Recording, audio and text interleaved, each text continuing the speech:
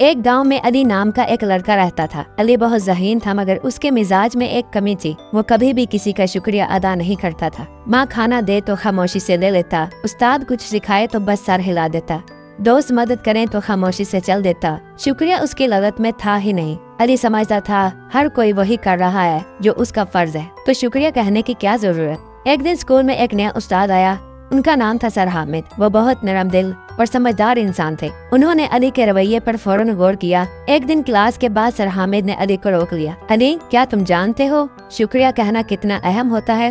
علی نے کندھے اچکا دیے۔ سر، اگر کوئی کام کر ہی رہا ہے تو شکریہ کہنا کیوں ضروری ہے؟ سر حامد مسکرائے۔ چلو ایک تجربہ کرتے ہیں، آج سے تم صرف ایک ہفتے کے لیے ہر اس شخص کا شکریہ ادا کرو جو تمہارے لیے کچھ کرے، چاہے وہ چھوٹا سا کام ہی کیوں نہ ہو، پھر ہم دیکھیں گے کیا فرق پڑتا ہے۔ علی کو بات عجیب لگی مگر وہ مان گیا۔ اگلے دن صبح جب ماں نے ناشتہ دیا، علی نے نظریں جھکاتے ہوئے کہا، شکریہ اماں۔ ماں نے حیرت سے علی کی طرف دیکھا، پھر چپ چاپ مسکرا دی۔ اسکول جاتے ہوئے دوست احمد نے علی کا بستہ اٹھانے میں مدد کی۔ علی نے نرمی سے کہا، شکریہ احمد۔ احمد چونکا، واہ علی، آج بہت مہذب ہو گیا ہے۔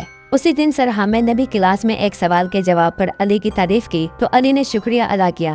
استاد بھی مسکرائے۔ چند دنوں میں علی نے محسوس کیا کہ جب وہ شکریہ کہتا ہے تو لوگ خوش ہوتے ہیں، ان کے چہروں پر مسکراہٹ آ جاتی ہے، اور سب سے حیرت انگیز بات یہ تھی کہ وہ خود بھی اندر سے بہتر محسوس کرنے لگا تھا، جیسے دل کا بوجھ ہلکا ہو گیا ہو۔ ایک دن شام کو جب وہ گھر آیا تو اماں نے گلا لگا کر کہا، بیٹا آج کل تم بہت اچھے ہو گئے ہو، گھر میں سکون سا آ گیا ہے۔ علی نے دل سے کہا، شکریہ اماں، آپ ہمیشہ میرے لیے سب کچھ کرتی ہیں۔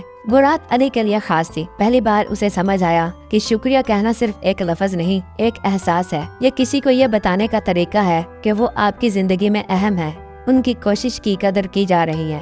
ہفتہ ختم ہوا اور سر حامد نے علی سے پوچھا، تو کیا سیکھا اس تجربے سے؟ علی نے اعتماد سے کہا، سر، شکریہ کہنا انسان کو چھوٹا نہیں کرتا بلکہ بڑا بناتا ہے، یہ دلوں کو جوڑتا ہے اور رشتے مضبوط کرتا ہے۔ اب یہ میری عادت بن چکی ہے۔ سر حامد خوش ہو گئے۔ علی، تم نے وہ سیکھا ہے جو کئی بڑے لوگ بھی نہیں سیکھ پاتے۔ وقت گزرتا گیا اور علی گاؤں کا سب سے مہذب، ہمدرد اور خوش اخلاق لڑکا بن گیا۔ لوگ اس کی باتوں سے خوش ہوتے کیونکہ اس کے لہجے میں محبت تھی اور ہر بات کے آخر میں ایک سادہ سا لفظ ہوتا، شکریہ۔ شکریہ کہنا ایک چھوٹا سا عمل ہے مگر اس کا اثر بہت گہرا ہوتا ہے۔ یہ دوسروں کو عزت دینے کا، ان کی اہمیت کو تسلیم کرنے کا طریقہ ہے۔ علی کی طرح ہم بھی اگر شکریہ کہنا سیکھ لیں تو دنیا زیادہ خوبصورت ہو جائے۔